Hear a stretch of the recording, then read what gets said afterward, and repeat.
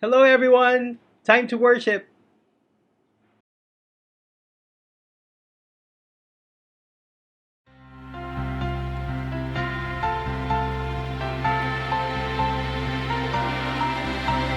Hark the herald angels sing, glory to the newborn King. Peace on earth and mercy mild, God and sinners reconciled. Joyful all ye nations rise, join the triumph of the skies. With angelic hosts proclaim, Christ is born in Bethlehem. Hark the herald angels sing, glory to the newborn King. Christ by highest heaven adored, Christ the everlasting Lord.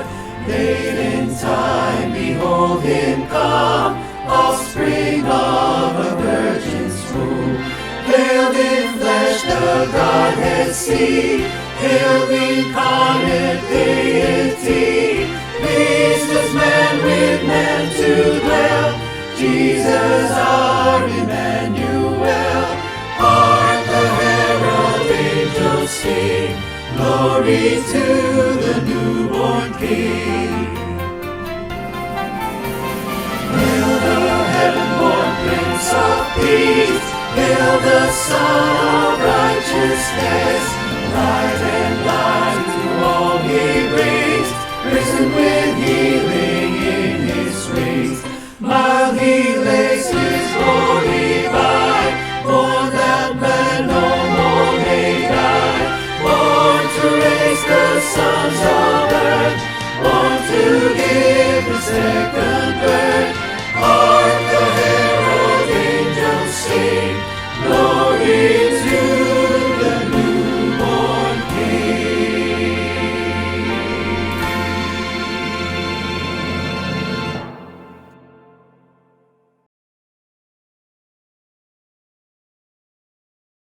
It came upon the midnight glorious song of old, from angels bending near the earth to touch their harps of gold. Peace on the earth, goodwill to men, from heaven's all gracious King. The world in solemn stillness lay to hear the angels sing. Still through the cloven skies they come, with peaceful wings unfurled, and still their heavenly music flows o'er all the weary world. Above its sad and lonely plains they bend on hovering wings, and ever o'er its babel sounds the blessed angels sing. What child is this who laid to rest on Mary's lap is sleeping? Whom angels greet with anthems sweet, while shepherds watch are keeping. This is Christ the King, whom shepherds guard and angels sing. Haste, haste to bring him, Lord, the babe, the Son of Mary. Why lies he in such mean estate, where ox and ass are feeding? Good Christians fear, for sinners hear the silent word is pleading. This is Christ the King, whom shepherds guard and angels sing.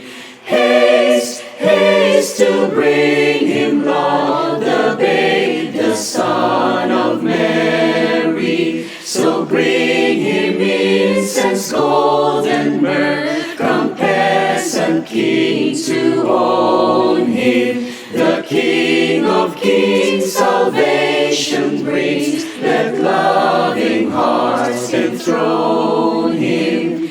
This is Christ the King, whom shepherds guard and angels sing. Haste, haste to bring him, Lord, the babe, the Son of Mary.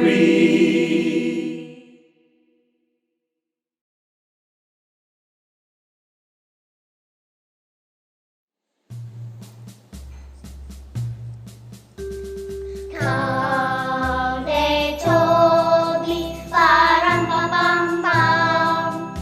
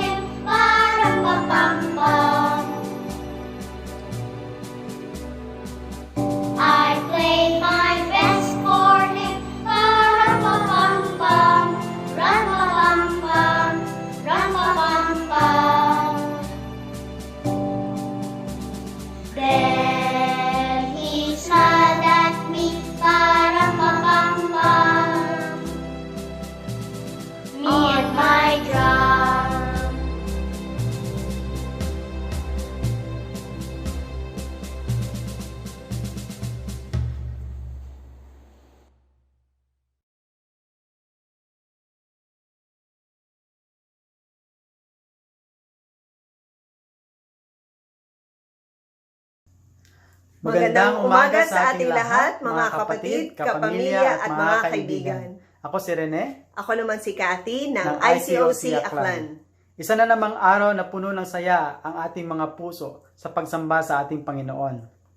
Sa Aklat ng Awit 100, versikulo 1 hanggang 5. Kayo mga tao sa buong mundo, sumigaw kayo ng may kagalakan sa Panginoon. Paglingkuran ninyo ng may kagalakan ang Panginoon. Lumapit kayo sa Kanya na umaawit sa tuwa. Kilalanin ninyo na ang Panginoon ang Diyos. Siya ang lumikha sa atin at tayo'y sa Kanya. Tayo'y Kanyang mga mamamayan na para mga tupa na Kanyang inaalagaan sa Kanyang pastulan. Pumasok kayo sa Kanyang templo ng may pagpapasalamat at pagpupuri. Magpasalamat kayo at magpuri sa Kanya dahil mabuti ang Panginoon at ang pag-ibig niya'y walang hanggan at ang Kanyang katapatan ay magpakailanman. Ang talatang ito ay naghihikayat sa atin upang paglingkuran at papurihan ang ating Diyos. Lahat tayo bilang pinili ng Diyos. Ngayong umaga ay mapapakinggan natin ang ating mga kapatid na magbibigay ng mensahe. Para sa ating komunyon, tayo ay pangungunahan ni John Piodina ng ICOC Iloilo. Para naman sa pagbibigay or benevolence, ihahatid sa atin ang mensahe ni Miyong Bantasan ng ICOC Cebu. At para sa pangunahing mensahe sa umagang ito, ang magbibigay ay ang kapatid nating si Jojo Belgar ng ICOC East Pasig. Ang response naman at announcement ay si Rene ang magbibigay. Ngayong umaga na ito, kami ay masaya na makasama kayong lahat sa lingguhang pagsamba ng virtual ng International Churches of Christ, Philippines. Tayo'y manalangin. Diyos amang makapangyarihan sa lahat, Diyos na mapagpatawad, Diyos na mapagmahal at aming tagapagligtas. Kami ngayon ay nagtitipon-tipon bilang isang simbahan para sambahin at papurihan kayo. Humihingi kami ng kapatawaran sa lahat ng aming pagkakasala at aming pagkukulang, Diyos naming mapagpatawad. Maraming salamat sa patuloy ninyong paggabay sa aming mga buhay, lalong-lalo na ngayon sa gitna ng mga sakuna at pandemya na aming kinakaharap. Sa gitna ng mga pagsubok sa aming buhay, kayo pa rin ang Diyos na nagbibigay sa amin ng kalakasan, gabay at tagumpay. Pinagdadarasal namin na buksan niyo ang mga puso at kaisipan namin na lalong tumimo ang iyong mga salita sa puso namin at gawin namin kung ano ang kalugod-lugod para sa inyo at kagustuhan ninyo. Ito ay dinadalangin namin sa pangalan ng inyong anak na si Jesus na aming Panginoon at tagapagligtas. Amen.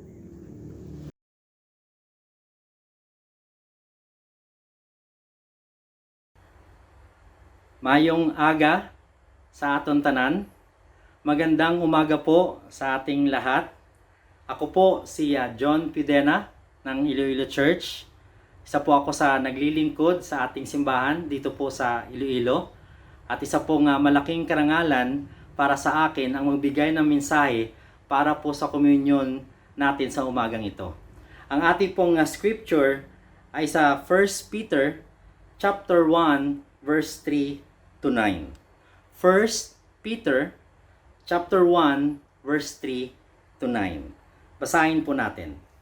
Purihin ang Diyos at Ama ng ating Panginoong Hesukristo.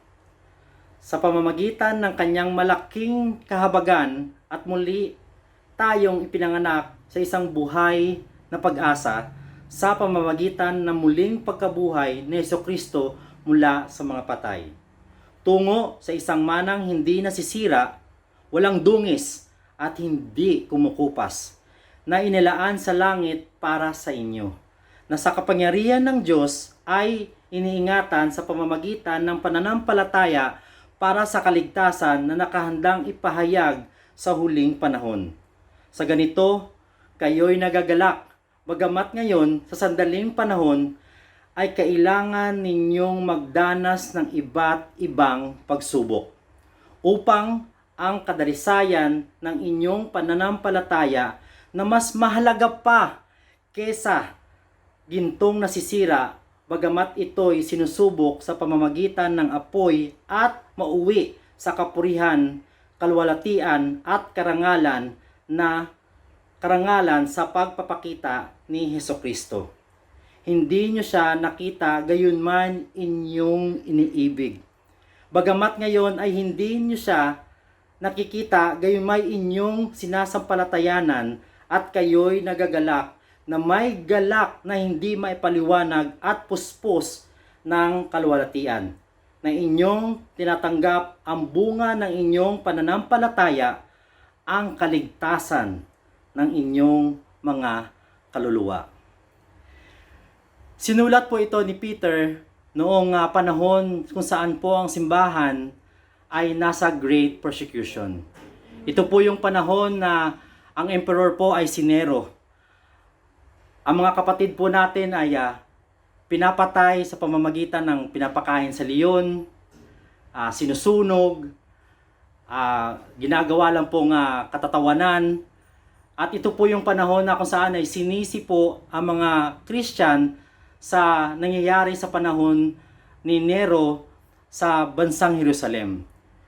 And ito po ay sinulat ni Peter dahil gusto niya pong i-remind po ang mga kapatiran natin na ang pag-asa nila ay wala sa mundong ito. And na-appreciate ko po ito dahil nakaka-relate po talaga tayo sa panahon natin ngayon. Masarap po basahin dahil sinasabi po ni Peter na dapat po ang pag-asa natin ay hindi sa nakikita ng ating mga mata. Hindi po sa bagay, hindi po sa tao, lalo na po hindi sa sarili natin, kundi sa Amang may kapal. At ito po ay nagbukas ng pintuan dahil si Hesukristo ay nagpakamatay sa krus para po magkaroon tayo ng hindi lang po kapatawaran ng ating kasalanan, kundi po magkaroon po tayo ng buhay ng pag-asa. Ang sarap po pakinggan pag sinasabi po nating buhay ang ating pag-asa. Hindi namamatay, hindi nawawala, hindi siya limitado.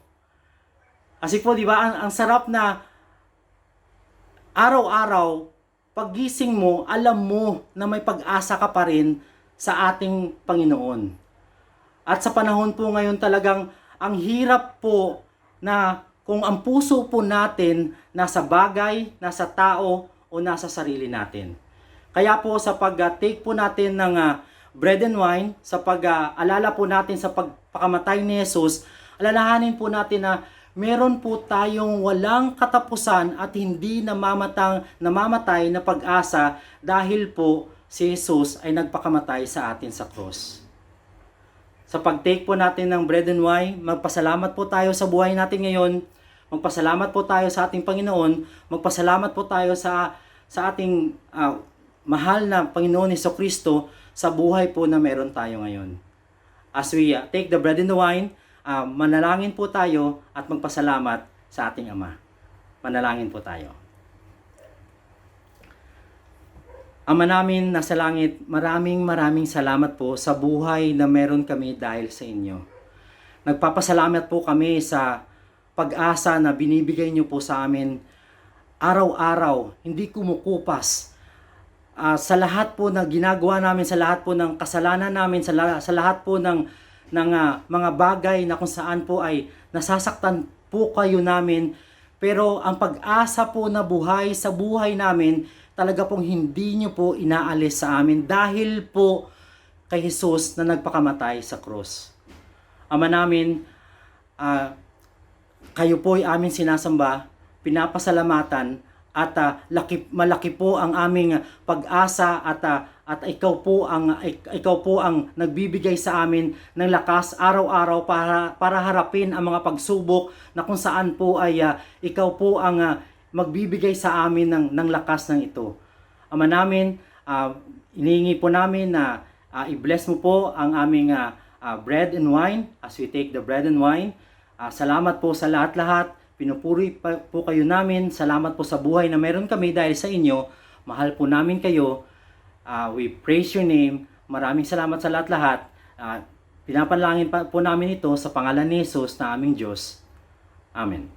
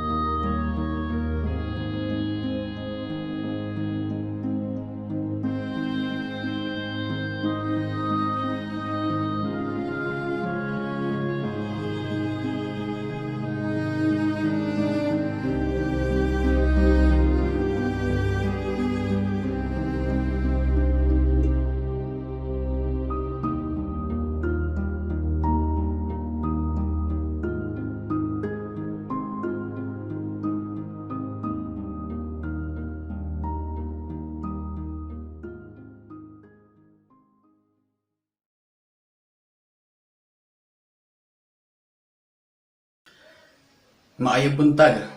Kung sa Tagalog, magandang umaga. Ako nga pala si Romeo Bantasa ng ICOC Cebu. Bilang mga Kristiyano, ngayong pandemya, itong magandang panahon upang ipakita na tayo tunay na tagasunod ni Kristo sa pamamagitan ng ating pagbibigay. Halina't samahan niyo akong basahin ang talata sa 2 Corinthians chapter 8, verse 13. Sapagkat hindi ko sinasabi ito upang ang mga iba ay magaanan at kayo'y mabigatan, kundi ayon sa pagkakapantay-pantay, ang inyong kasaganaan ay naging abuloy sa panahong ito sa kanilang kakulangan, upang ang kanilang kasaganaan naman ay maging abuloy sa inyong kailangan, upang magkaroon ng pagkakapantay-pantay.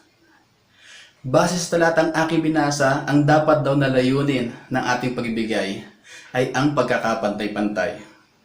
Hindi tayo dapat magbigay ng mga bagay o halaga base lamang sa mga sobra natin. Bagkus isipin natin na ang perang ating ibibigay ay makakatulong sa mga taong nangangailangan ito. At sinasabi rin ni Paul ng ating pagbibigay ay hindi para mabigatan tayo, bagkus mapunuan ng kakulangan at pangangailangan ng mga taong dumaranas ng kahirapan. Paano nga naman tayo magsasaya ngayong pandemya kung alam naman natin ng ilan sa ating mga kapatid o ang mga tao sa lubak ng simbahan ay dumaranas ng kahirapan at kakulangan? Mas masarap isipin na ang halagang ating maibibigay ay mapagbibigay ng kagaanan sa buhay ng iba. Ito ang pagkakapantay-pantay na sinasabi ni Paul. At sa ating pagbibigay, naway ang halagang ating maibabahagi ay magdulot ng kasiyahan, hindi lamang sa mga taong makatatanggap nito. Gayun din naman ang kasiyahan ng ating Panginoong makita na ang kanyang mga anak ay pantay-pantay na namumuhay, hindi lang sa kasaganahan, maging sa kahirapan, sama-sama tayo at nagtutulungan upang walang sino man ang makaranas ng kahirapan nang hindi maabutan ng tulong ng ating simbahan. Tayo po yumuko at manalangin. Ama naming makapangyarihan sa lahat, pinupuri at pinasasalamatan ka namin sa patuloy na pagbibigay ng biyaya araw-araw. Sa umaga pong ito, kami naman po ang magbabalik ng kagandahang loob mo sa pamamagitan ng pag-abot ng tulong sa aming mga kapatiran sa simbahan. Naway ang perang aming malikom ay makapagpalawig sa layunin ninyong ihatid ang pagmamahal at pagkakapantay-pantay. Salamat sa biyaya ng buhay.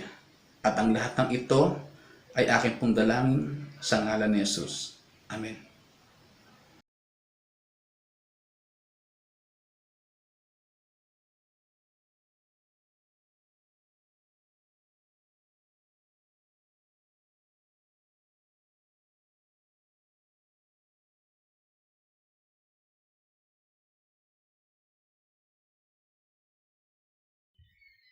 Magandang umaga mga kapatid. Ako po si Jojo Belgar ng East Pasig.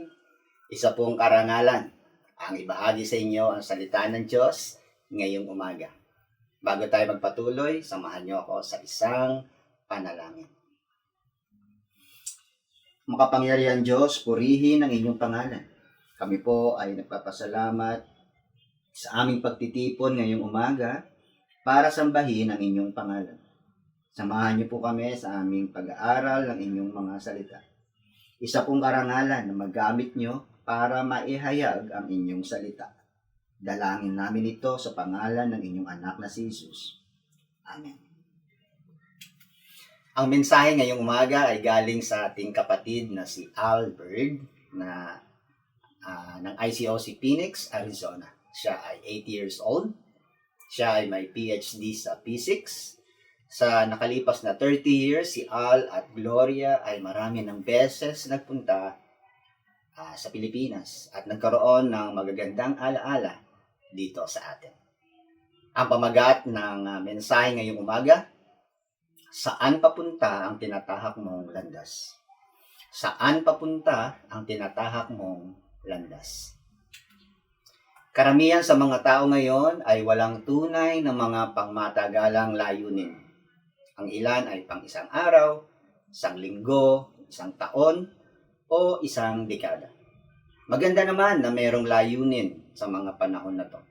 Pero ang pag-uusapan natin ay mga layunin na magdidikta kung sino ka, kung ano ang ginagawa mo, kung ano ang kahihinatnan mo. Pagtutuunan natin ng pansin ang pamagat na tanong, saan papunta ang tinatahak mong landas ngayon? Ang mensahe ngayon ay may tatlong katanungan. Una, ano ang unang layunin mo sa buhay? Ano ang unang layunin mo sa buhay? Sa isang paglalakbay ni Albert ay may nakasakay siya sa eroplano na isang magandang babae. Mga nasa 30 years old.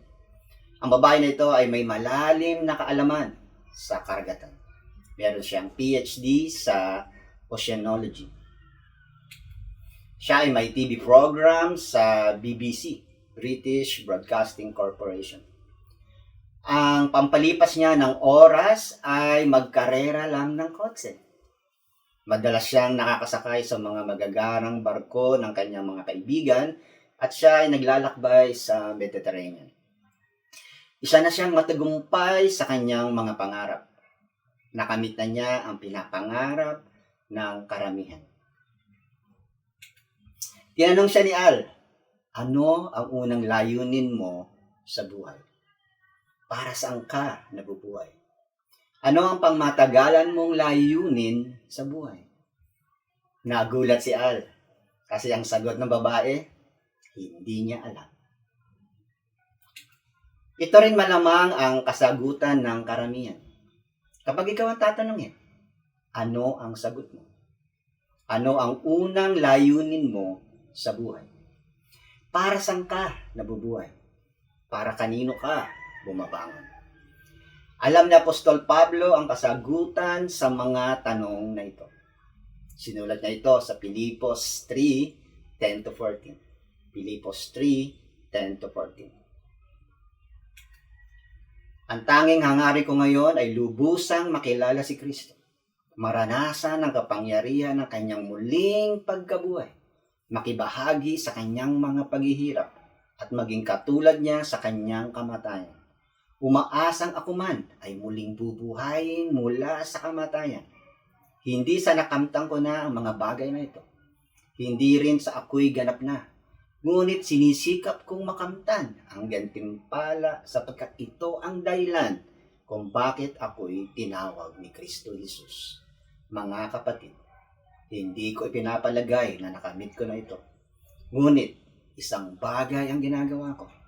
Habang nililimot ko ang nakaraan at sinisikap na marating ang layuning nais kong makamtan, nagpupunyagi ako patungo sa hangganan upang makamtan ang gantimpala ng pagkatawag sa akin ng Diyos sa pamamagitan ni Kristo Jesus, ang buhay na nasa langit. Si Apostol Pablo ay may maganda ring pangarap sa kanyang buhay. Pero nagbago lahat nang malaman niya ang kasagutan sa mga tanong na nabanggit kanina. Tuluyang nagbago ang pamumuhay at pananaw sa buhay ni Pablo. Tuluyang nagbago ang unang layunin ni Pablo sa kanyang buhay. Ang pangalawang tanong, nasan ka ngayon? Nasan ka ngayon? Share ko lang ang buhay ni Albert nung hindi pa siya alagad ni Jesus. Nakagraduate si Albert ng PhD sa Physics sa University of Texas. Masayang-masaya si Albert sa araw ng kanyang graduation. Sa wakas, matatapos na rin ang 5 taon niyang pag-aaral ng PhD sa Physics. Nag-celebrate sila ni Gloria sa kanyang graduation. Pero nung pauwi na sila, may nakita siyang 2 lalaki na nakatayo sa daan. Nakita niyang may baril ang isang lalaki at binaril yung isa. Narinig niya ang tunog at ang lalaki ay bumagsak sa daan. Hindi malaman ni Al kung ano ang gagawin niya ng oras na yun. Tawag ba siya ng pulis? Titigil ba siya para tumulong? Pero inisip niya, baka barilin din siya at siya ay mamatay. Masasayang lahat ang pinag-aralan niya. Paano na si Gloria at ang dalawa nilang anak ng panahon na yun kung mamamatay siya? Urong-sulong si Al kung tutulong ba siya. Pero nagdesisyon si Al na bumalik at tumulong. Sinigawan niya yung may hawak ng baril na sinisipa pa yung binaril. Yung lalaking binaril niya, sinisipa pa. Pero laking gulat ni Al nang tumayo yung lalaking binaril at silang dalawa ay tumakbong nagtatawanan. Nagbibiruan lang pala ang dalawang lalaki. Nagpasalamat si Al at biro lang ang pangyayari. Dahil kung totoo yun at namatay siya, hindi siya tama sa harapan ng Diyos. Mabuting tao si Al, pero hindi pa siya alagad ng Diyos. Ang pangalawang tanong ay, nasan ka ngayon? Paano natin masasabi kung nasaan tayo? Sinagot ito ni Jesus sa isang talinhaga tungkol sa mga hasik ng binhi. Kung saan may isang magsasaka na nagtanim ng kanyang binhi sa 4 na iba't ibang klaseng lupa. Ang una, may binhi na napunta sa matigas na daan na hindi kailanman nagkaugat at lumago. Pangalawa, may binhi na napunta sa mabatong lupa na pinipigilan ang mga ugat na lumalim ng malalim. Pangatlo, may binhi na napunta sa damuhang matinik na sinakal ang lumalagong binhi. At ang pangapat, may binhi na napunta sa magandang lupa, nagbunga ng marami. Basahin natin sa Mark 4:13-20. Mark 4:13-20. Pagkatapos, tinanong sila ni Jesus, hindi pa ba ninyo nauunawaan ang talinhagang ito? Paano ninyo mauunawaan ang iba pang mga talinhaga? Ito ang kahulugan ng talinhaga. Ang binhing inihahasik ay ang salita ng Diyos. At ang binhi namang nalaglag sa daan ay ang mga taong nakikinig sa salita ng Diyos. Pagkarinig nila ay dumarating si Satanas at inialis ang salitang inihasik sa kanila. Ang katulad ng mga binhing nalaglag sa batuhan ay ang mga taong nakikinig ng salita ng Diyos at agad na tinatanggap ito ng may galak. Subalit hindi ito tumitimo sa kanila, kaya't hindi sila nagtatagal. Pagdating ng kapighatian o pag-uusig, dahil sa salita ng Diyos, agad silang sumusuko. Ito naman ang katulad ng mga binhing nalaglag sa may matitinik na halaman. Sila ang mga taong nakikinig ng salita ng Diyos. Ngunit dahil sa alalahanin sa buhay na ito, pagkasilaw sa salapi, o kaya ay pagkahumaling sa ibang mga bagay, ang salita ay nawawalan ng puwang sa kanilang puso, kaya't hindi ito nakakapamunga. Ito naman ang katulad ng mga binhing nalaglag sa matabang lupa. Sila ang mga taong nakikinig at tumanggap sa salita ng Diyos at namumunga ng masagana. May tig 30, may tig 60, at may tig 100. Ang unang lupa ay hindi kailanman binigyan ng binhi ng pagkakataong lumago. Ito ang mga taong nakinig ng salita ng Diyos pero hindi naging disciple. Ang pangalawang lupa ay ang mga taong naging alagad ni Jesus na sala sa init, sala sa lamig. Ang lahat ay maayos sa pagiging Kristiyano hanggang sa may mga mahihirap na mangyari sa kanilang buhay. Sila ay sumuko agad sa pagiging alagad ni Jesus. Ang pangatlong lupa siguro ang pinakamahirap para sa ating lahat. Ito ang lupa na naglalarawan sa tatlong pangunahing sandata ni Satanas upang hindi tayo maging mature sa pagiging Kristiyano. Inilarawan ni Jesus na ang mga sandata ni Satanas ay una, mga alalahanin sa buhay, malinlang ng kayamanan, pangatlo, pagnanasa sa maraming bagay. Sinabi ni Jesus sa Matthew 6:25-27, "Kaya't sinasabi ko sa inyo, huwag kayong mabalisa tungkol sa inyong kakainin at sa inyong iinumin, upang kayo'y mabuhay o kaya'y tungkol sa susuotin na inyong katawan. Hindi ba't ang buhay ay higit na mahalaga kaysa sa pagkain at ang katawan kaysa damit? Masdan ninyo ang mga ibon. Hindi sila nagtatanim ni umaani man o kaya'y nagtitipon sa kamalig. Ngunit pinapakain sila ng inyong amang nasa langit. Hindi ba't higit kayong mahalaga kaysa mga ibon? Sino sa inyo ang makapagpapahaba ng kanyang buhay ng kahit isang oras sa pamamagitan ng kanyang pagkabalisa? Nangangahulugan ba na hindi na ako dapat mag-alala kung may sakit ang aking anak? Nangangahulugan ba na hindi na ako dapat mag-alala kung mawalan ako ng trabaho? Siyempre hindi. Ang mag-alala sa makadiyos na paraan ay nangangahulugang magtitiwala ako sa Diyos na ibibigay ang kailangan ko. Basta lang, gawin ko ang aking bahagi at aasa na tutulungan ako ng Diyos. Ang magkaroon ng pananampalataya na mahal ako ng Diyos ay sapat na upang malagpasan ko ang anumang kahirapan at pag-aalala. Ang linlang ng kayamanan ay maaaring maging bitag sa atin. Mayaman ka man o mahirap o nasa gitna.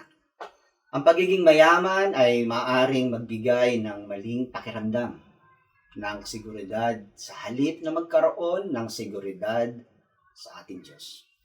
Ang pagiging mahirap naman ay maaaring tuksohin tayo na malulutas ang lahat ng ating mga suliranin kung meron lamang tayong mas maraming pera. Ang pagnanasa sa maraming bagay, ang marahil ang pinakadelikado na bitag sa ating lahat. Sinasabi ba ni Jesus na hindi na tayo dapat maghangad magkaroon ng pera? Maghangad ng kristyanong kasintahan o asawa? Maghangad magkaroon ng masayang pamilya? Maghangad magkaroon ng magandang pag-aaral? Siyempre hindi. Ang pinupunto ni Jesus ay ang ating priority sa Diyos. Ang Diyos, ang kanyang kaharian, at ang ating pagnanasa sa langit ang dapat number 1 na mahalaga kesa sa anumang bagay. Sinusubukan ni Satanas na guluhin ang ating mga prioridad sa buhay. Kapag siya'y nagtagumpay na magulo ang ating prioridad sa buhay, nagiging pangatlong lupa tayo na sinasabi sa talinhaga. Ang damuhang matinik na sinakal ang lumalagong binhi. Ang ika-4 na lupa, ang tanging lugar na nais ng Diyos para sa ating lahat. Ito yung patuloy na lumalago at tumatatag sa pananampalataya. Bigo si Satanas na guluhin ang mga prioridad sa ating buhay.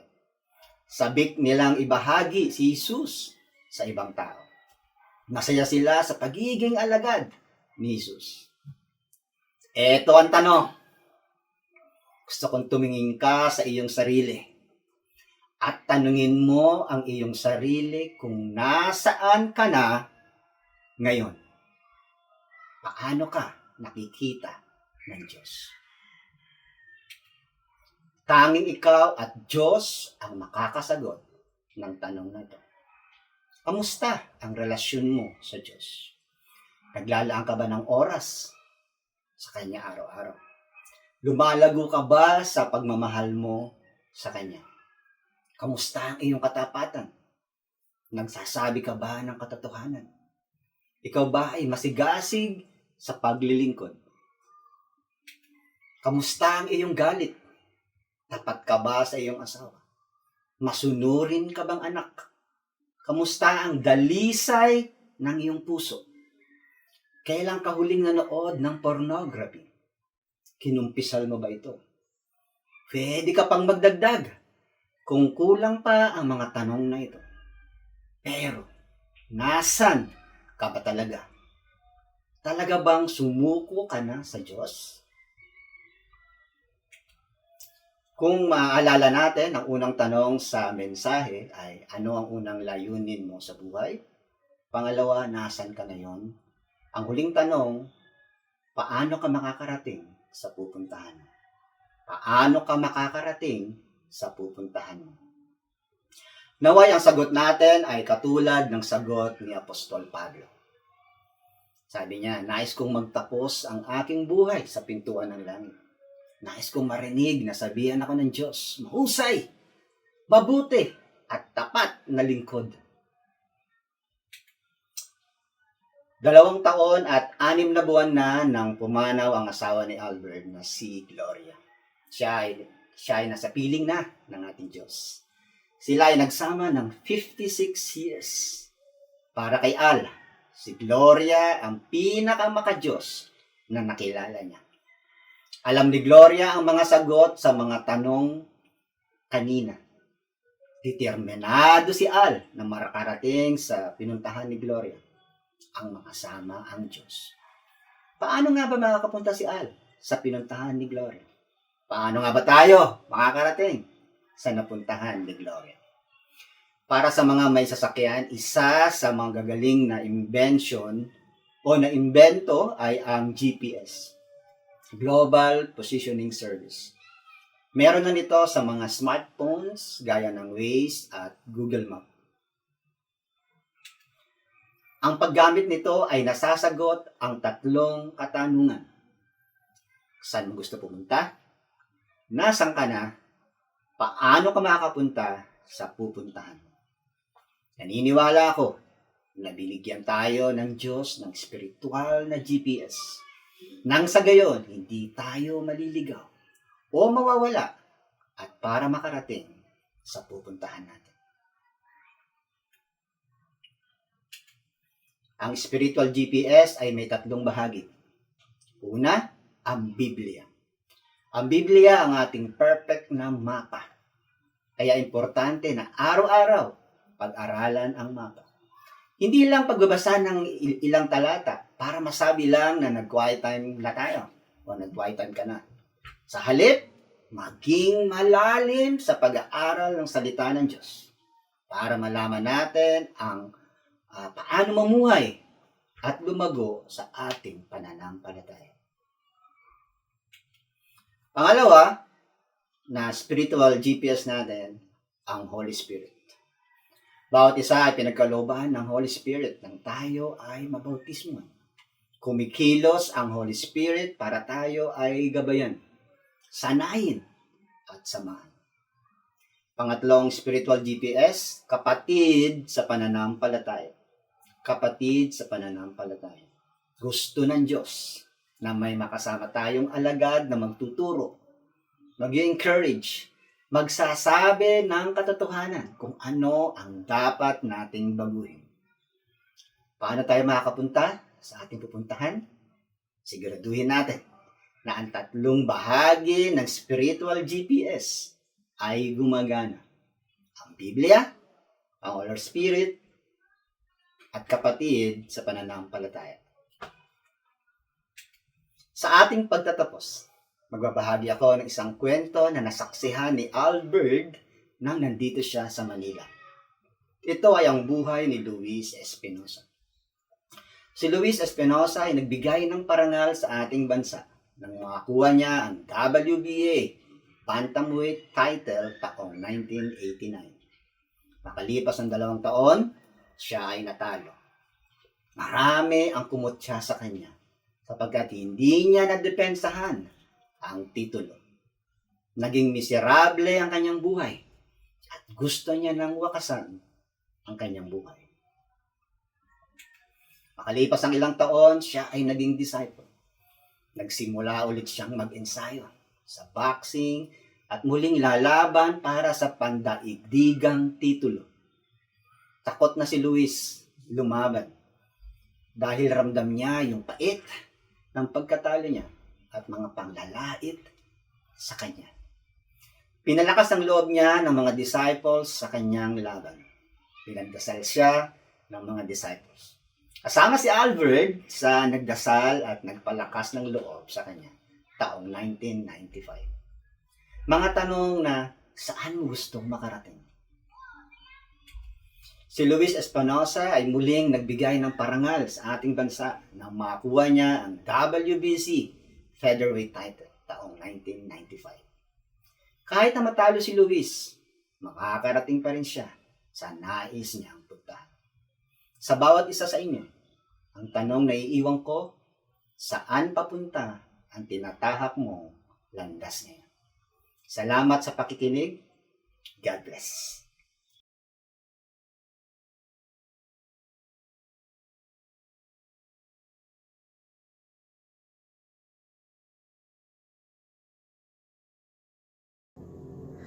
Maraming salamat, Jojo, sa mensahe na ibinigay mo sa amin ngayong umaga. Isang napakagandang mensahe na nagkokonekta sa buhay natin ngayon bilang mga Kristiyano. At totoo talaga na lahat tayo may tinatahak na landas. Ang tanong lang is kung anong klaseng landas ang tinatahak natin. Kanina, maganda ang mga katanungan. Ano ang unang layunin mo sa buhay? Nasaan ka na ngayon? At paano ka makakarating sa papupuntahan mo? Ito yung mga katanungan na kailangan sagutan para magkaroon ng tamang direksyon. Naalala ko lang noong hindi pa ako tunay na Kristiyano, naitanong ko sa sarili ko kung bakit paulit-ulit ang buhay. Bakit paulit-ulit ang ginagawa ko sa araw-araw na parang walang direksyon na tinatahak at nakakasawa. Hanggang sa nakilala ko si Jesus na siyang nagbigay ng direksyon at purpose sa buhay ko. Sa pangalawang punto, nasaan ka na ba ngayon? Naantig ang puso ko sa talinghaga ng mga asik na binhi, na kung saan ang pangatlo at pang-apat ay naglalarawan sa atin ngayon. Ang pangatlo na kung saan mas naintindihan natin na karamihan sa atin ay pinagdadaanan. At ito rin ang sandatan ni Satanas para malinlang tayo. Ito yung mga alalahanin o mga worry sa buhay, malinlang sa kayamanan, pagnanasa sa maraming bagay. At ito yung realidad ng buhay na kinakaharap natin. Ito ang mga bagay na kung saan inililihis tayo sa tunay na prioridad ng buhay natin. At iyon ay ang unahin ang ating relasyon sa ating Diyos.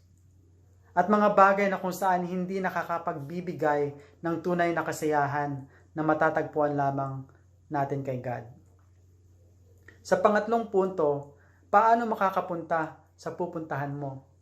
Na-appreciate ko lang yung example kanina ng GPS. Na tayong mga Kristiyano, meron din tayong tinatawag na spiritual GPS. Na kung susundin natin yon, nakakatiyak tayo na hindi tayo maliligaw sa pupuntahan natin. 'Di ba? Yan ang salita ng Diyos na makapangyarihan. Ang Espiritu Santo na patuloy na gumagabay sa buhay natin. At isang taong spiritual na makakatulong sa atin. 'Di ba? Ang tanong, saan papunta ang tinatahak mong landas ngayon, kapatid? Sa sarili ko, kung i-apply ko yung tanong na ito sa sarili ko, minsan talaga naliligaw din ako. Minsan nadadapa rin. Pero alam nyo, patuloy lang ang buhay. Patuloy lang na lumaban. No? Patuloy na sundan ang daan na tinatahak papunta kay Kristo. Ang desisyon ko na personal tungkol sa mensahe na ito ay ang pagtuunan ko ng pansin ng prioridad. At ang prioridad na ito ay ang paglago ng relasyon ko sa Diyos. At ang sinasabi ni Pablo na patuloy nating kilalanin si Jesus at ang layunin na makasama natin siya habang buhay.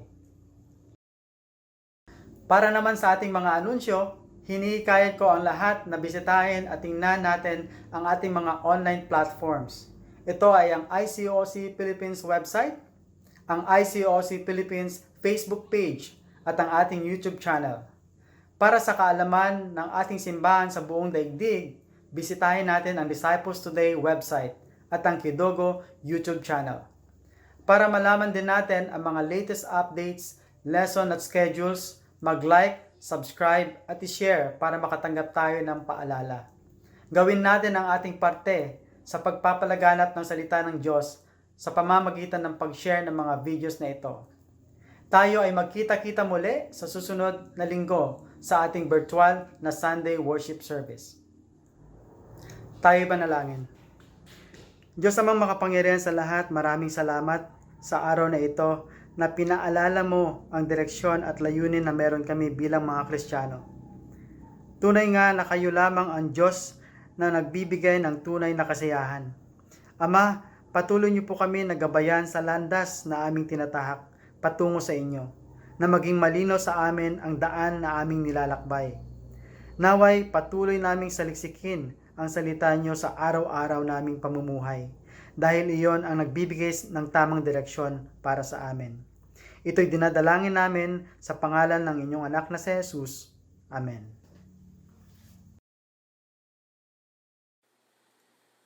Hark the bells,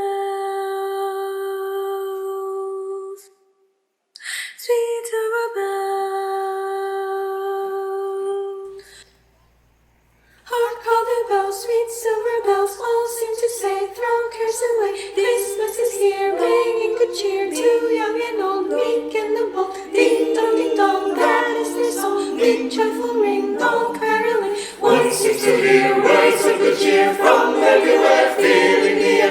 Oh, holly, how raising their song, all their tapping their toes, gaining the ring while people sing songs of good cheer. Christmas is here. Ring, ring, ring, ring, Christmas. Ring, ring, ring, ring, Christmas. On they sound, on without end, the edge of wood song to every home. Hark how the bells, sweet silver bells, all seem to say, throw cares away. Christmas is here, bringing good cheer to young and old, meek and the bold. Ding dong, that is their song. Big joyful ring, all caroling. One seems to hear words of good cheer from everywhere, filling the air. Oh, holly, how raising their song, all their tapping their toes, gaining the ring while people sing songs of good cheer. Christmas is here. Ding dong, Merry Christmas. Ding dong, Merry Christmas.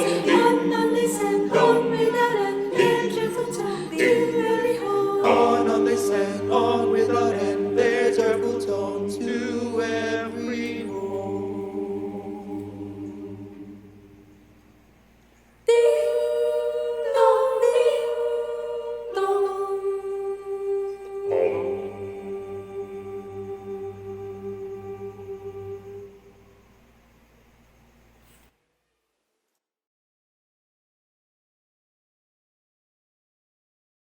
Watch out for Girl Talk, a vlog by Women for Women, premiering this December 23, 8 a.m. at ICOC Philippines YouTube channel, with a topic on women of faith, to be shared back-to-back by Susan Redine and Mandy Vercel of Phoenix Church of Christ. Brought to you by ICOC Philippines Women's Ministry.